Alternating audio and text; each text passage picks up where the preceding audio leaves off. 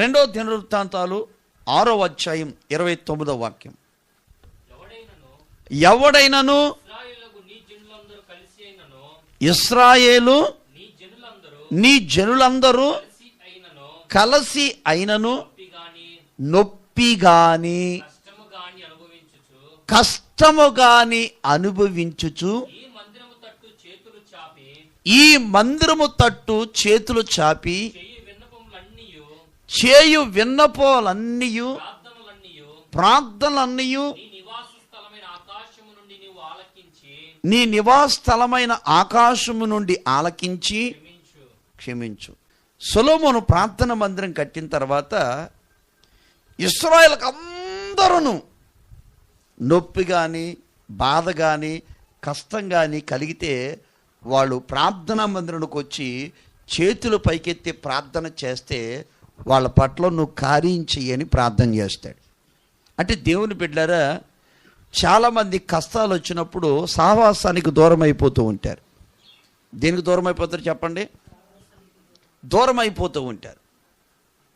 కానీ మనిషికి కష్టం వచ్చినప్పుడు సహవాసానికి ఎప్పుడు దూరం కాకూడదు, దేవుని సన్నిధికి ఎప్పుడు ఎడంగా ఉండకూడదు.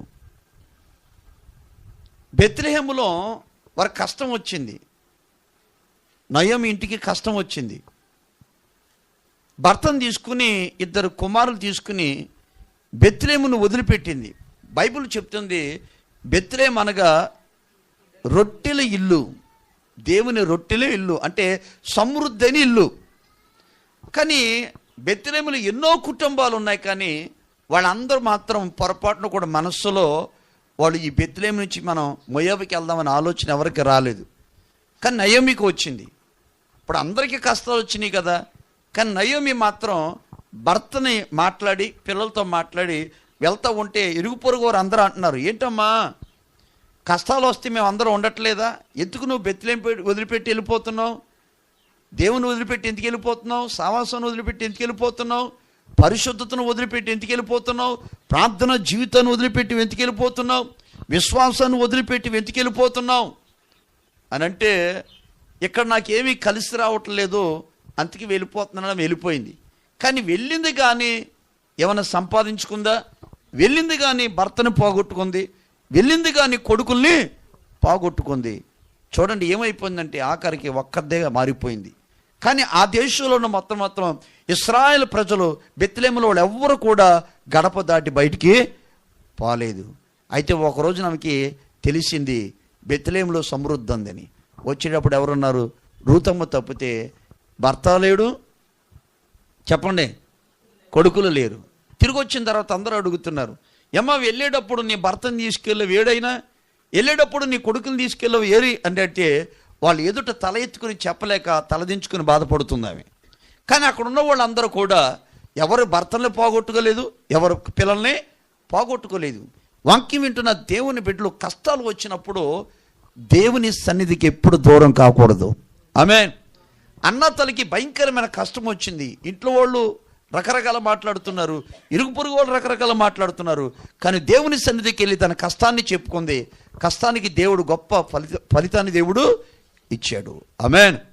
అందుకే దేవుని బిడ్డలైన మనము ఏ సంఘానికి వెళ్ళేవాళ్ళైనా, ఏ సహవాసానికి వెళ్ళేవాళ్ళైనా కష్టాలు ఉన్నప్పుడు మాత్రము పొరపాటున దేవుని మందిరాన్ని విడిచిపెట్టకూడదు. చాలామంది అంటారు, సలహాలు ఇస్తూ ఉంటారు, ఆలోచనలు ఇస్తారు, అమ్మ ప్రార్థన మందిరానికి వెళ్తున్నావు, దేవుడు నీకేమి ఇచ్చాడు, దేవుడు నీకేం చేశాడు అన్న ఆలోచన చెప్పేవాళ్ళు ఎవరంటే దుష్టుని సంబంధి. అలాగే చాలామంది జీవితాల్లో ఈ రోజున ఏమండి అన్నీ ఉన్నప్పుడు సరిగ్గా ప్రార్థన చేయక, అన్నీ ఉన్నప్పుడు ప్రభును స్తుతించక, అన్నీ ఉన్నప్పుడు కాస్త దూరంగా ఉంటారు. ఒక రోజున దేవుడే వాళ్ళకు దూరం అయిపోయినప్పుడు లేనిపోని కష్టాలు వస్తాయి. కష్టాలు వచ్చినప్పుడు చెప్పే మాట ఏంటంటే, మేము భక్తి చేసాము, మేము ప్రార్థన చేసాము, మేము ఉపవాసం ఉన్నాము, పలానా సంఘానికి వెళ్తున్నాము, అయినా కానీ ఇలాగైపోయామంటారు. అది పొరపాటు. కానీ వాక్యం చెప్తుంది కష్టాల్లో మాత్రము దేవుని మందిరాన్ని ఎప్పుడు కూడా విడిచిపెట్టకూడదు. ఆమేన్. నేను 9 కిలోమీటర్లు వెళ్ళి ఉండండి సైకిల్ వేసుకుని 2001లో మా ఇంటికాడ నుంచి హోసన్న ప్రార్థన మందిరానికి 9 కిలోమీటర్లు. నా సైకిల్ అప్పటికే నేను 10 సంవత్సరాలు సైకిల్ తొక్కాను. నా చిన్నప్పుడే నా 5వ తరగతి చదివేటప్పుడే నేను ఒక డొక్కు సైకిల్ ఒక ఆయన దగ్గర కొనుక్కున్నా 150 రూపాయలకి. నాకు సైకిల్ సైన్ అది గట్టిగా తొక్కితే సైన్ ఊడిపోద్ది, లూజ్ అయిపోయింది. దాని ప్రివులు కూడా దాని మరలో అరిగిపోయినాయి. కొంచెం గట్టిగా తొక్కితే ఊడిపోద్ది. మళ్ళా స్టాండ్ వేసుకుని అక్కడెక్కడన్నా చిన్న కర్రపులు తీసుకుని ఏమండి, ఎందుకంటే చేయి పెడితే చెయ్యంత ఆయిల్ అయిపోతుంది. ఎవరైనా స్కూటీ వెళ్తుంటే బైక్ వెళ్తుంటే బాధపడి ఇవ్వండి. దేవుడా, వాళ్ళేమో కారులో బైక్లో వెళ్తున్నారయ్యా, నా బ్రతికేంటయ్యా, సరిగ్గా సైకిల్ కూడా చైన్ మార్చుకోలేని బ్రతికైపోయిందని బాధపడుతూ ఉండేవాడిని. కానీ ఏనాడు మాత్రం ప్రతి శనివారం 9 కిలోమీటర్లు సైకిల్ తొక్కేవాడిని, ప్రతి ఆదివారం సైకిల్ తొక్కేవాడిని, ప్రతి సాయంకాలం ప్రార్థనా మందిరానికి వెళ్ళి అక్కడున్న పెద్దలతో కలిసి ఒక సౌండ్ బాక్స్ కట్టుకుని 10-15 కిలోమీటర్లు సైకిల్ తొక్కుతూ ఉండేవాడిని. ఇలాగా దేవుని మందిరాల కష్టాల్లో కూడా ఎప్పుడు విడిచిపెట్టలేదు. కొన్ని దినాలు అయిన తర్వాత దేవుడు నన్ను సేవకు పిలిచారు. ఆమేన్. ఎప్పుడైనా సరే మన జీవితంలో కష్టాలు ఎదురవుతున్నాయని ఏమండి మనం ప్రయాణం ఎప్పుడు ఆపుకోకూడదు. చూడండి, మనం కొంత లెక్క ప్రయాణం బాగానే జరుగుతుంది.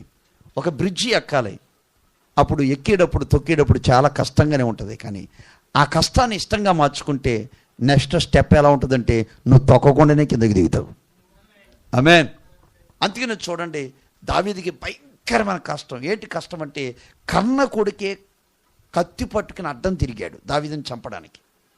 అయితే యెరూషలేములో వెళ్తే కొడుకు చంపేస్తాడని దావీదు అరణ్యంలో బ్రతుకుతుంటే అరణ్యంలో కొండ ఉంది. ఆ కొండలో దేవుడు ఆరాధించే స్థలం ఉంది. అది ఎత్తైన కొండ అన్నమాట. చెప్పులు అక్కడ విడిచిపెట్టి ఏడ్చుకుంటూ వెళ్తున్నారు.